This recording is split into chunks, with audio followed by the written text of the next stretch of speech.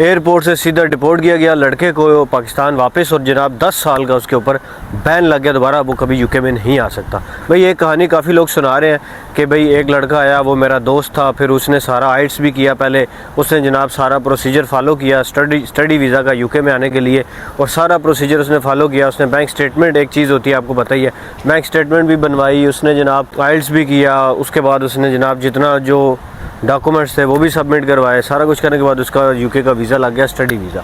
अब study visa लगने के बाद जनाब अगला स्टेप होता है ट्रैवल करना होता है। ट्रैवल करने के लिए वीज़ा के ऊपर एक डेट लिखी होती है कि इस डेट से पहले आप ट्रैवल नहीं कर सकते, उस डेट के बाद आपने ट्रैवल करना होता है यूके के अंदर। तो अभी काफ़ी लोग ट्रैवल कर रहे हैं, तो वो लड़का भी उन ट्रैवलर्स में से एक ट्रैवलर था। काफ़ी ज़्यादा लोग जो है वो पाकिस्तान से और इंडिया से भी यूके के अंदर काफ़ी ज़्यादा लोग आ चुके हैं, और मैं तकरीबन 10 से 15 लड़कों को मिला, और मैंने उनसे काफ़ी क्वेश्चन किया कि एयरपोर्ट के ऊपर उनके साथ क्या हुआ था। तो ये जो लड़का जिसकी कहानी बहुत वायरल हो रही है भाई, उस लड़के से उन्होंने बहुत सारे क्वेश्चन किए, जैसे आप अपनी डिग्रियां दिखाएं, जनाब आप कौन से कोर्स में आए हैं, मेन एप्लीकेंट कौन है, ये सारी चीज़ें पूछते हैं कि कौन से कोर्स में है, अकोमोडेशन आपकी कहाँ है, आप कहाँ जाके रहेंगे। इसके अलावा आपसे पूछते हैं जी बैंक स्टेटमेंट आपके पास है या नहीं। मोस्ट इंपॉर्टेंट क्वेश्चन ये होता है बैंक के जो फंड्स हैं आपके पास, वो आपके पास अवेलेबल हैं, जो रिमेनिंग फ़ीस आपकी रहती है, यानी जो फ़ीस होती है उसका कुछ हिस्सा आपने पे कर दिया होता है, लेकिन कुछ रिमेनिंग फ़ीस जो होती है वो आप बैंक स्टेटमेंट शो करके आते हैं कि वो पैसे मेरे पास हैं, मैं यूके जाऊंगा तो फिर मैं वहाँ से पे कर दूंगा। तो वो क्वेश्चन किया उन्होंने कि बैंक स्टेटमेंट आपने अपनी दिखाएं। अब इस कहानी के मुताबिक, मुझे ये वैसे कहानी जो है ये सच नहीं लग रही, लेकिन इस कहानी के मुताबिक ये है कि उन्होंने उनसे पूछा कि जी आप अपनी बैंक स्टेटमेंट हमें शो कराएं।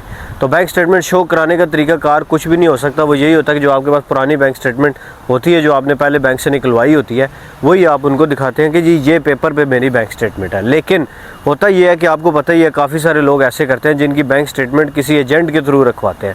वो करते ये है कि जब उनकी बैंक स्टेटमेंट रखवा के जब उनका वीज़ा लग जाता है, सब कुछ पूरा हो जाता है, उसके बाद फिर वो अपनी जो बैंक स्टेटमेंट होती है वो वापस कर देते हैं एजेंट को, यानी उसके बैंक में पैसे नहीं पड़े होते। तो जब बैंक में पैसे नहीं होंगे तो आप एयरपोर्ट पे पहुंचेंगे, और अगर वो आपसे कहते हैं कि आप हमें दिखाएं, एप्लीकेशन खोलें मोबाइल की और इसके अंदर हमें दिखाएं कि आपका जो है बैंक उसके अंदर कितनी अमाउंट पड़ी हुई है, तो फिर तो आपके पास वो बैंक अमाउंट नहीं है। तो भाई ये मैंने आज तक किसी से ऐसा नहीं सुना कि किसी को उन्होंने ये पूछा हो कि आप बैंक स्टेटमेंट अभी हमें खोल के मोबाइल के अंदर दिखाएं। ऐसा मैंने कभी किसी, ये पहली स्टोरी ऐसी है मैं सुन रहा हूँ और बड़ी वायरल हो रही है, और मुझे ये फेक लग रही है। बैंक स्टेटमेंट का क्वेश्चन ज़रूर किया जाता है, और बैंक स्टेटमेंट के बारे में पूछा जाता है कि आपकी एक्सेस है या नहीं है, आपसे पूछा जाता है कि आपकी रिमेनिंग फ़ीस कितनी है, आपसे पूछा जा सकता है आपकी बैंक स्टेटमेंट कितनी थी। बैंक स्टेटमेंट से रिलेटेड काफ़ी क्वेश्चन पूछे जाते हैं, लेकिन ये क्वेश्चन आपसे बिल्कुल नहीं किया जाता कि आप उनको लाइव खोल के एक्सेस दिखाएं। अब इसके पीछे कहानी में वो लोग ये भी बता रहे हैं कि जी उसने पहले काफ़ी बहाने किए कि जी मेरा मोबाइल नहीं चल रहा, मेरी एप्लीकेशन नहीं चल रही, मेरे पास इंटरनेट का मसला आ रहा है। और इस कहानी का सबसे वीक पॉइंट ये है कि 3-4 लोग जो कहानी ये सेम कहानी पढ़ के सुना रहे हैं, वो ये कह रहे हैं कि वो उस लड़के की जब बैंक स्टेटमेंट,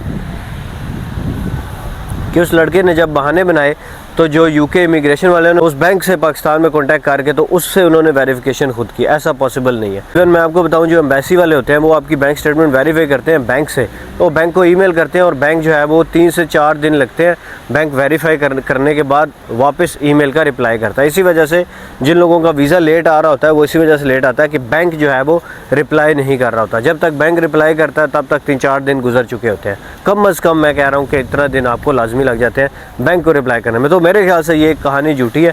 और भाई जो लोग जेन्युइन है ना, उनको बिल्कुल नहीं डरना चाहिए। जितने भी लोग आ रहे हैं, कुछ कहते हैं जी बड़े हार्ड क्वेश्चन पूछे हैं, बड़ा जो है ना उन्होंने बड़े मुश्किल हमसे, बड़ा हम लोगों को बड़ी प्रॉब्लम्स आई हैं एयरपोर्ट के ऊपर। लेकिन मैं कहता हूँ अगर आप जेन्युइन स्टूडेंट हैं, प्रॉब्लम्स आई भी हैं, तो उन्होंने आपको वापस नहीं भेजना। अगर आप जेन्युइन स्टूडेंट है, आपका ही वीज़ा लगा हुआ है, हाँ अगर आपने कोई 2 नंबरी की हुई है तो भाई फिर आपको घबराना चाहिए। इवन आज भी 2 लड़कों से मैं भी रास्ते मिला, मैंने उससे दोबारा ये क्वेश्चन किए थे, दोबारा सारे, कि भाई आपसे बैंक स्टेटमेंट, उनका बैंक स्टेटमेंट का पूछा ज़रूर था, लेकिन उन्होंने ये नहीं कहा कि आप एप्लीकेशन खोल के अभी दिखाएं, ऐसा कुछ भी नहीं पूछा। तो भाई ये वीडियो उन लोगों के लिए है जो जेन्युइन ट्रैवलर्स हैं, और आपका अगर जेन्युइन वीज़ा लगा हुआ है और आपने कोई 2 नंबरी नहीं की हुई, फिर आपको घबराने की ज़रूरत नहीं है।